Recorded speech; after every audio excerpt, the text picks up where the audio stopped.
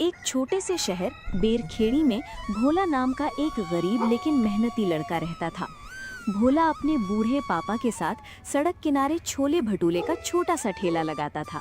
सुबह से शाम तक दोनों मेहनत करते, गर्मा गर्म भटूरे तलते, मसालेदार छोले बनाते, लेकिन फिर भी उनके ठेले पर बहुत कम ग्राहक आते थे। उसी सड़क पर थोड़ा आगे धनराज सेठ का बड़ा होटल था। उसके होटल में हमेशा भीड़ लगी रहती थी। धनराज सेठ बहुत घमंडी और लालची आदमी था। वो अक्सर भोला का मजाक उड़ाता। एक दिन उसने हंसते हुए कहा, अरे भोला, तेरे छोले कौन खाएगा? मेरे होटल के सामने तेरे ठेले की कोई औकात नहीं। भोला चुपचाप सब सुन लेता है, लेकिन उसके पापा बोले, बेटा, मेहनत करने वालों की कभी हार नहीं होती है। उस रात बहुत तेज बारिश हो रही थी। चारों तरफ अंधेरा था। भोला ठेले के पास अकेला खड़ा था। आज पूरे दिन में सिर्फ 2 प्लेट छोले बिके थे। भोला उदास होकर बोला, भगवान, क्या हमारा समय कभी नहीं बदलेगा? तभी अचानक अंधेरे में एक बूढ़ा बाबा दिखाई दिया। बाबा ठेले के पास आ खड़ा हुआ और धीरे से बोले, बेटा, बहुत भूख लगी है, कुछ खाने को मिलेगा क्या? भोला ने बर्तन देखा। बस आखिरी प्लेट छोले भटूरे बची थी। कुछ पल सोचने के बाद उसने वो प्लेट बाबा को दे दी। बाबा बड़े स्वाद से खाने लगे और फिर बाबा मुस्कुराकर बोले, तू बहुत अच्छा लड़का है भोला, मैं तेरी दयालुता से प्रसन्न हूँ। ये ले कढ़ाई, और ये कोई साधारण कढ़ाई नहीं है।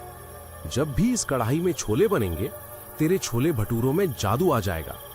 लेकिन याद रखना, कभी लालच मत करना, नहीं तो ये कढ़ाई जादू से उल्टा भी कर देगी। इतना कहकर बाबा अचानक गायब हो गए। भोला डर गया।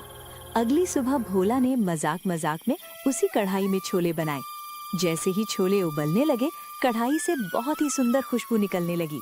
पूरा बाजार खुशबू से भर गया। लोग दूर दूर से छोले भटूरे खाने के लिए आने लगे। तभी एक आदमी बोला, अरे भाई, इतनी अच्छी खुशबू मैंने जिंदगी में कभी नहीं सूंघी। दूसरा अन्य बोला, भाई जल्दी 1 प्लेट छोले भटूरे लगा देना, बहुत भूख लगी है। कुछ ही देर में लंबी लाइन लग गई। जो भी छोले भटूरे खाता वो खुशी से झूमने लगता। ये देख भोला और उसके पापा खुश हो जाते हैं। दूसरी तरफ धनराज सेठ अपने होटल में बैठा गुस्से में सब देख रहा था। उसके होटल में अब ग्राहक कम आने लगे थे। उसने मन ही मन सोचा, आखिर उस भोला के छोले में ऐसा क्या है? उसने चुपके से अपने नौकर कालू को भेजा। कालू चुपके से भोला के ठेले पर गया। उसने देखा कि भोला बार बार उसी पुरानी कढ़ाई में छोले बना रहा है। रात में कालू ने सारी बात धनराज सेठ को बता दी। धनराज की आंखों में लालच चमक उठा। अच्छा, तो असली राज उस कढ़ाई में है। एक रात भोला और उसके पापा अपना ठेला घर के बाहर खड़ा करके सो रहे थे।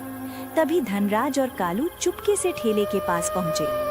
धनराज धीरे से जादुई कढ़ाई उठा लेता है और जंगल वाले रास्ते से कालू और धनराज अपने घर निकल पड़ते हैं। कालू और धनराज घर पहुंचकर बहुत खुश हो जाते हैं। धनराज सोचता है, अब पूरा शहर सिर्फ मेरे होटल में आएगा और मैं बहुत अमीर हो जाऊंगा। उसने तुरंत उसी कढ़ाई में अपने घर में ही छोले बनाना शुरू किया। लेकिन जैसे ही छोले उबलने लगे, तभी कढ़ाई के अंदर से आवाज आने लगी। धनराज डर गया। अचानक कढ़ाई से बहुत बड़े बड़े भटूरे बाहर निकलने लगे और देखते ही देखते पूरा कमरा भटूरों से भरने लगा और कढ़ाई से हल्की सी एक भारी आवाज गूंजी, जो भूखों का हक चुराता है उसे स्वाद नहीं सजा मिलती है। इतना सुनते ही कालू तुरंत वहां से भाग गया। धनराज की हालत खराब हो रही थी। भटूरे से पूरा कमरा भर गया था। वो पूरी तरह डर गया था और भटूरे बंद होने का नाम ही नहीं ले रहे थे। जैसे तैसे सुबह होते ही वो भोला के पास पहुंचा। उसने जादुई कढ़ाई वापस कर दी और बोला, मुझे माफ कर दो भोला, लालच में मुझसे बहुत बड़ी गलती हो गई। मैंने तुम्हारी कढ़ाई चुरा ली थी, अब आगे से ऐसा कभी नहीं होगा। भोला ने उसे माफ कर दिया।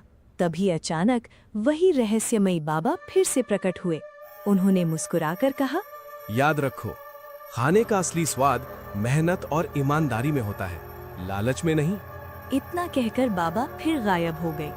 तो बच्चों, कभी लालच मत करना, मेहनत और अच्छाई हमेशा जीतती है।